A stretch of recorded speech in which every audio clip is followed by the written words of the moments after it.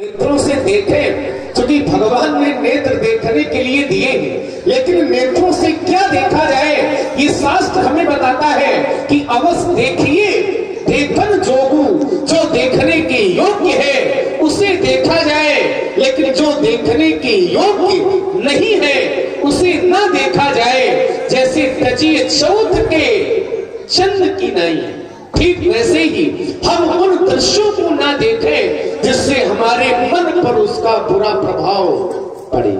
और लक्ष्मण जो देखता है, यदि संसार के लोग देखने लग जाएंगे तो ये पृथ्वी स्वर्ग से भी बढ़कर के हो जाएगी, ऐसा मुझे विश्वास है। क्योंकि मैंने ये देखा है कि प्रातः काल उठ गए रघुनाथा और मात पिता गुरु नावई। ये लक्ष्मण देखता है कि जिस समय सवेरा होता है तो हमारे बड़े भैया उठ करके अपने माता पिता और गुरुजनों का सम्मान करते हैं। और सम्मान क्यों न करें, क्योंकि हमारा जन्म ऐसी पृथ्वी पर हुआ है जिस पृथ्वी को माता कहा जाता है। हमारा जन्म ऐसे देश में हुआ है जिस देश को भी माता कहा जाता है।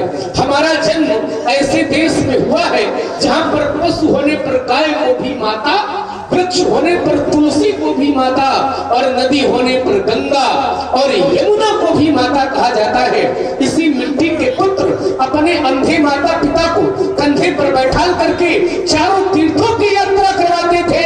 यह थी हमारी संस्कृति और यह थे हमारे संस्कार। ये था रामलीला देखने का फल और भगवान की कथा सुनने का फल कि पुत्र अपने माता पिता की सेवा करते थे, पुत्र माता पिता की पूजा किया करते थे।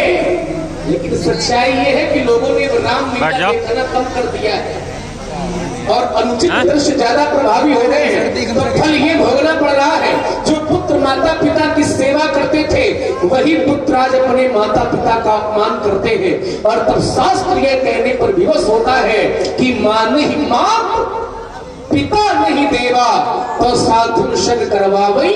वही पुत्र आज अपने माता पिता का अपमान करते हैं। कारण क्या है? कारण ये है, लोग सोचते हैं कि किसी मंदिर में चले जाएंगे, देवी देवता की आरती पूजा करेंगे तो हमें सुख संपत्ति की प्राप्ति हो जाएगी। तो गलत सोचते हैं वह लोग, क्योंकि संसार के सबसे बड़े देवी देवता हमारे माता पिता होते हैं। और माता पिता को अपमानित करके यदि हम सुख चाहते हैं तो फिर स्वप्न में भी हमें सुख प्राप्त होने वाला नहीं है।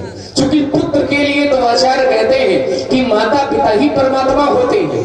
सर्व तीर्थमयी माता सर्वदेव मया पिता और मातरम पितरम तस्मात् सर्वयत्नेन पूजयेत्। सभी तीर्थों से बढ़कर के माता होती है और सभी देवताओं से बढ़कर के पिता होता है।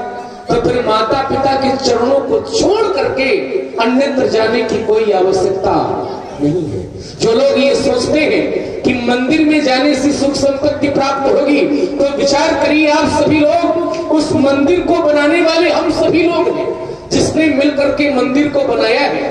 और मंदिर में रखी मूर्ति जिसकी हम पूजा करते हैं, उस मूर्ति को बनाने वाला शिल्पकार भी हम आप लोगों में से ही कोई एक व्यक्ति है। और उस मूर्ति की प्राण प्रतिष्ठा करने वाला आचार्य भी हम आप लोगों में से ही कोई एक व्यक्ति है।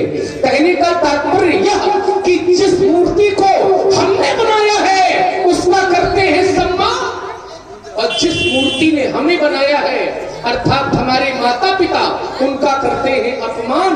तो फिर संसार में सुख की प्राप्ति होने वाली नहीं है। क्योंकि बड़े भाग मानुष तन पावा, ये तो सभी लोग जानते हैं, लेकिन मनुष्य का शरीर सफल कब है?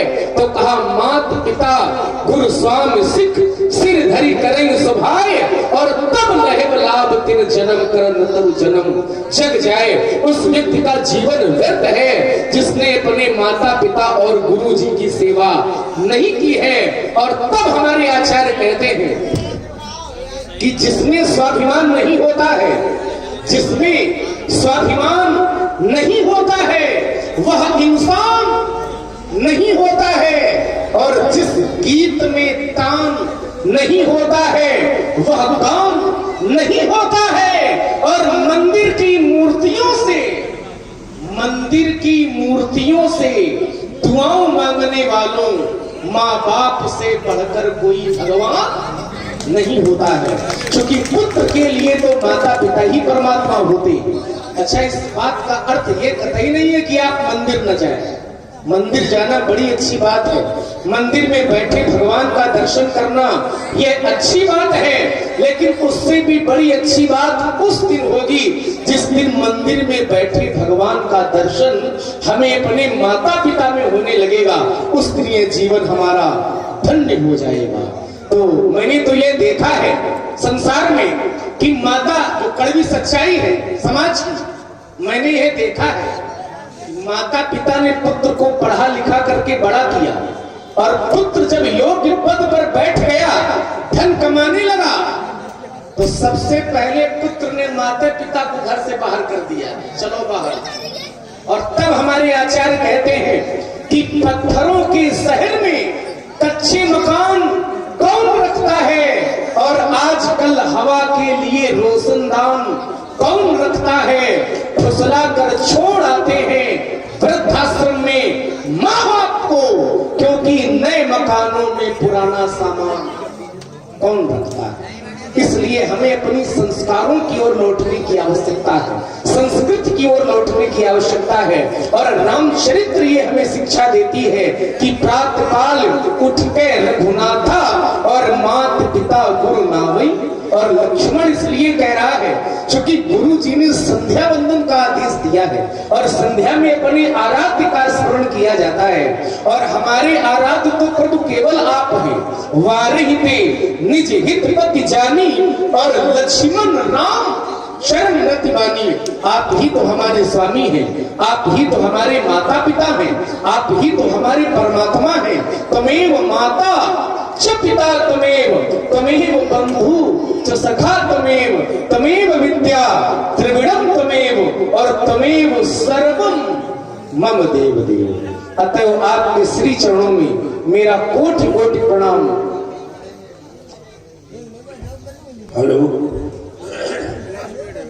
अतः आपके श्री चरणों में हमारा कोटि कोटि प्रणाम स्वीकार हो।